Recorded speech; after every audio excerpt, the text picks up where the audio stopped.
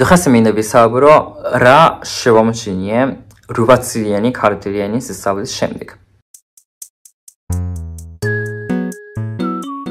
უკვე 8 წელია, რაც დავიწყე ქართულენის სწავლა, ალბათ მეტი, არ ვიცი, ახალ მასწავლეს, მაგრამ ხანდახან ვიფიქრობ, რომ ესეთი შევიდა მაქვს, რომ ალბათ ესე არ იყო რაღაც საჭირო ქართულენის სწავლა, ალბათ ინგლისური და სხვა, ინგლისური მარტო იქნებოდა საჭირო მნიშვნელოვანი რაღაცები, ესეთი მომენტიც მქონია და ხანდახან მაქვს, მაგრამ იცით როგორ არის 8 წლის განმავლობაში რომ შევისწავლე, ახლა ვიმუშავე ქართულენის გამოყენებით.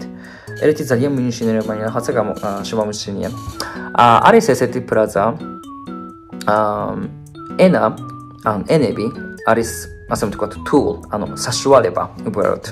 ესეთი, გამოთქმა ხო არის, გამოთქმა არ არის, მაგრამ ესე ამბობენ ხანდახან რა, English language is a tool. ქართულადაც ასე იქნება. მაგრამ მე ვეთანხმები ამ გამოთქმას, მაგრამ კიდე დამატებით მინდა ვეთქვა, რომ ენა არის კი საშუალება, მაგრამ ასევე ენა არის გასახები იმისთვის, რომ გავახო კარები ახალი მე სტვის, ახალი საზოგადოებისთვის და ახალი ცხოვრებისთვის.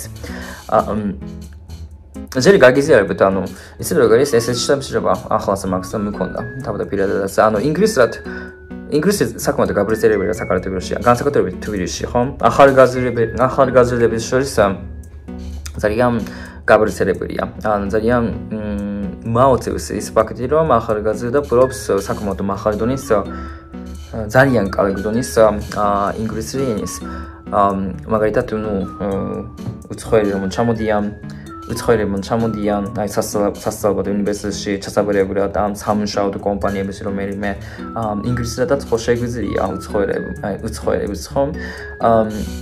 და მაგალითად კაფეში, რესტორნებში, მაღაზიებში, ინგლისურად ხო, რაღაც შეგვიძლია ისეთი შევიზინოთ და ასე შემდეგ.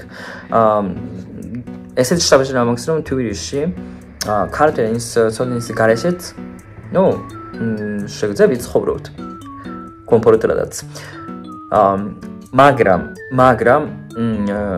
8 წლის განმავლობაში რომ შევისწავლე და ახლაც ვისწავლე და კიდე გავაგრძელე სწავლას, რაც მე შევამოჩინე ის არის, რომ ენა არის გასახები. ქართულენის სწავლის წყალობით მე შევამოჩინე, რომ ენა არის გასახები ჩემი ახალი იდენტობისთვის, ახალი საზოგადოების შესაძლებლად, ასევე ახალი ცხოვრების დასაწყებლად.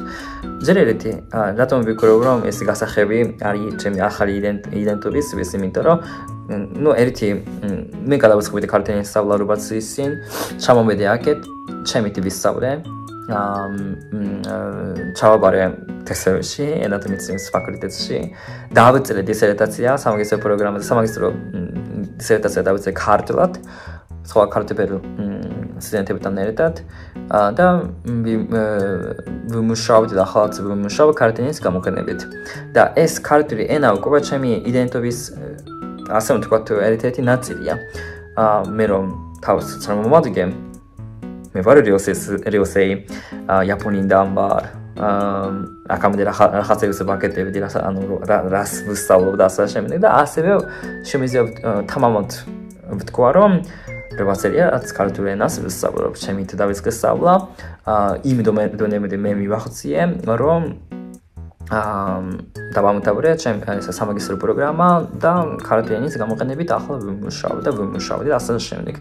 ეს არის ჩემი მნიშვნელოვანი ნაწილი, ჩემი თავისი იდენტობის მნიშვნელოვანი ნაწილი, ქართული ენა. და მეორე ქართული ენა და ზოგადად ენა არის გასახები ახალი საზოგადოების შესაძლებლად, იმიტომ რომ ალბათ ინგლისურად რო დავერაპარაკებოდი ესეთი შტაბში არ მეკონებოდა ქართული ხალხთან რომ ვსაუბრობ ქართულად, რომელიც თქვენი მშობლიური ენაა, მე ესეთი შტაბში მაქვს რომ სხვანაირად მიხებთ. ინგლისურად რომ და ველაპარაკოთ, პრობლემა არ იქნებოდა კომუნიკაციაში, ხო? მაინც ერთმანეთს ვიგებთ ერთმანეთს, მაგრამ რადგან ქართული ენა ვისწავლე 8 წლის განმავლობაში თანჯებით, მაგრამ რომ ვისწავლე, ეს ერთ-ერთი ჩემი, ასე ვთქვათ, პატივისცემის ფორმა მეორე ადამიანის მშობლიური ენის სწავლა და ასევე ამ ენაზე ლაპარაკი არის ჩემი პატივისცემის ფორმა. და ასე ქართული ხალხთან რომ ვლაპარაკობ ქართულად, რაღაც ძალიან ვიგრძნობ, რაღაც უფრო თბილად ვიგრძნობ თავს. და რადგან ის კი საქართველოში ბევრმა ადამიანმა იცის ინგლისური, მაგრამ ზოგიერთი რა თქმა უნდა არ ლაპარაკობენ, არ იციან ესე მაღალ დონეზე, ხო? მაგის შემთხვევაში თუ მარტო ინგლისური მეწოდინებოდა, მაშინ ვერ ველაპარაკებოდი, ვერ გვექნებოდა რაღაც ურთიერთობები, კავშირები.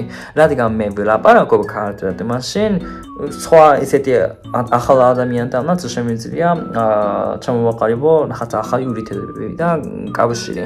ეს არის ძალიან მნიშვნელოვანი. და მაგალითად რეგიონებში რომ მივდივარ, ხო? ესე ბევრმა არ იცის თბილისთან შედარებით, მაგრამ მე უპრობლემოდ შემიძლია წავიდე და ველაპარაკო ქართულად და ახალი რაღაცები გავიგო.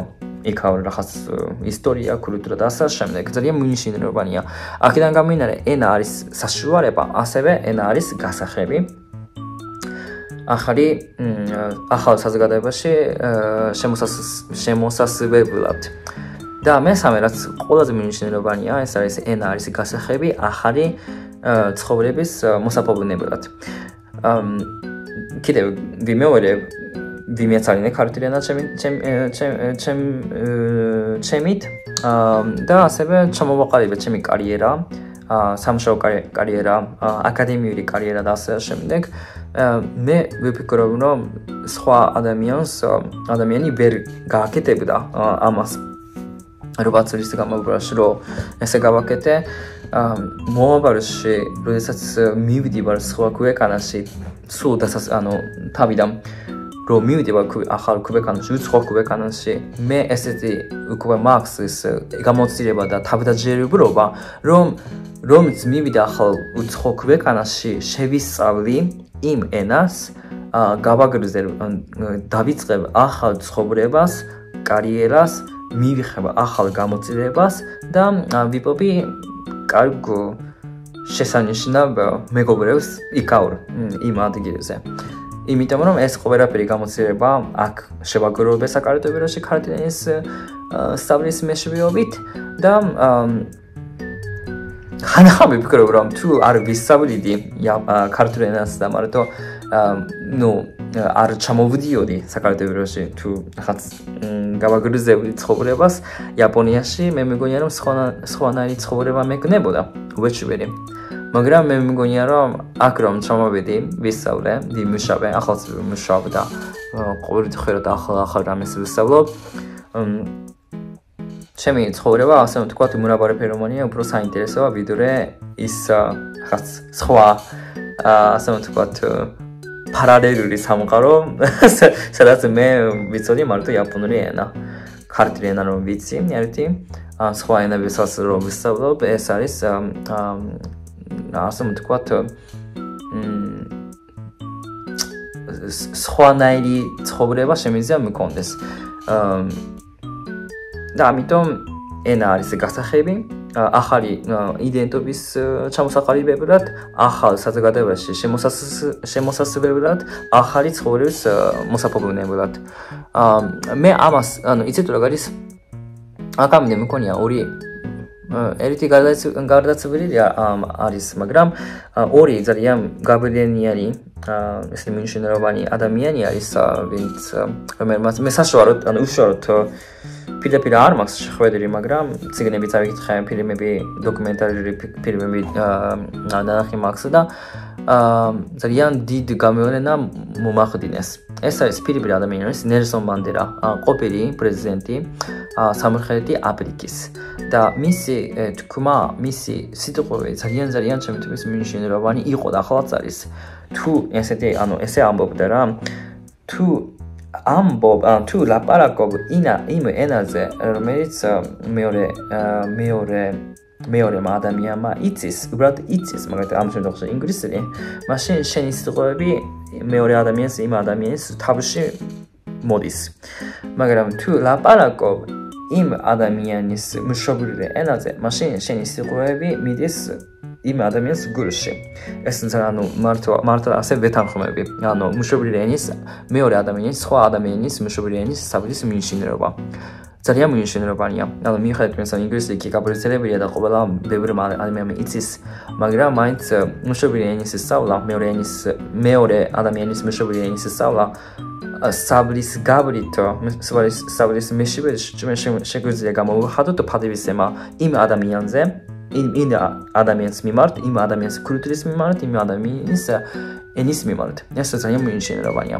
მეორე არის მეორე გაბრენიანი ადამიანი ჩემთვის არის ამერიკელი ენათმეცნიერი დანიელ ევერეტ სწავლობდა რაღაც ფიდახა ენას რომელიც ახლაც იხმარება ამაზონში ბრაზილიაში და მისი თქმით მე მინდა ვისწავლო ენა იმ კონკრეტულ გარემოში, კულტურულ და ასევე საზოგადოებრივ კონტექსტში. რა თქმა უნდა, შესაძლებელია მარტო ენა რომ ვისწავლო, გამბაცალოთ ეს ენა და გარემო, მაგრამ მაინც მე მინდა ვისწავლო ენა იმ კულტურული და ასევე სოციალურ კონტექსტში.